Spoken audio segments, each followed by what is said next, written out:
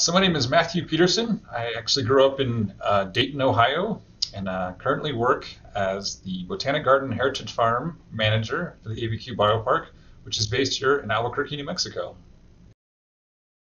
My current role as Botanic Garden Heritage Farm Manager, I really am in charge of kind of the guest experience and also providing overall maintenance and care for the garden and also the farm. So within that, we have a variety of we have an apple orchard and also a variety of trees here and also flowers and ornamentals. So yeah, it's a lot of work of just scheduling various tasks on how to manage the trees and also care for the trees and water the trees. So safety when working in trees is obviously the number one priority.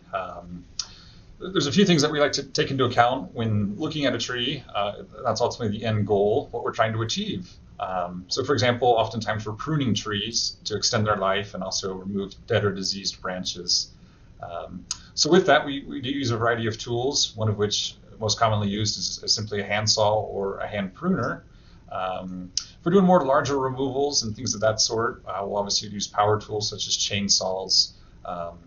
Depending on where the branches are located in the tree, we'll oftentimes work on the ground and or use ropes and harnesses and various carabiners and climbing devices to actually get up inside the canopy of the tree to do that type of work.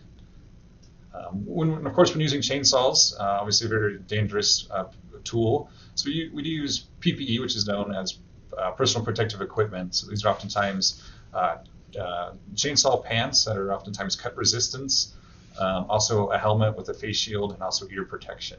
As I indicated earlier on, I definitely spent more time maybe outside than I did in the classroom, but when I was in the classroom, I certainly enjoyed art.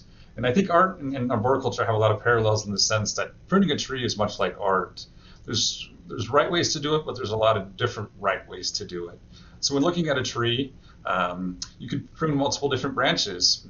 So it's really kind of up to you to determine which one's the correct one. And again, multiple branches that it could be pruned could be the correct ones. So it really is an art form when pruning trees. And you got to really think about all the different scenarios and the ultimate goal when pruning trees. Yeah, so as a teenager, I loved spending time outside, and in particular, I loved climbing trees. With that, as my life progressed, I learned that there's actually professions and jobs out there where you actually get paid to climb trees. So that was really exciting to me. And through that, I just gained this passion to learn more and more about trees and the different types of trees and different species of trees. Yeah, so after I found this newfound love for trees and climbing trees as a young child, and learning that there's opportunities to get paid to climb trees, that's when I actually pursued a college degree at the Ohio State University, and I really focused on natural resource management. So it was more broad landscape management, and not specific to trees, but as we know, trees are very important to the landscape for a variety of reasons.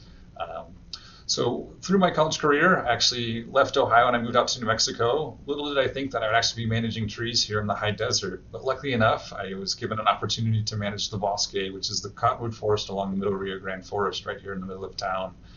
It's actually managed by a city agency known as the City of Albuquerque Open Space Division. That opportunity actually led me to then become the Assistant City Forester for the City of Albuquerque, which is actually managed by a different city division, which is known as Parks and Recreation. So I was managing trees within 300 city parks right here in the City of Albuquerque.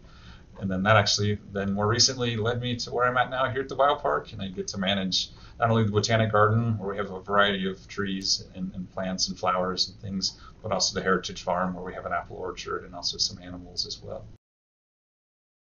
To become a tree trimmer or pruner, a college degree is not necessarily needed. One aspect that I would encourage folks to look at is the International Society of Arboriculture Certified Arborist certification. It's simply a test, and it kind of gives you a certificate through an accrediting body that really carries a lot of weight in the professional field of arboriculture.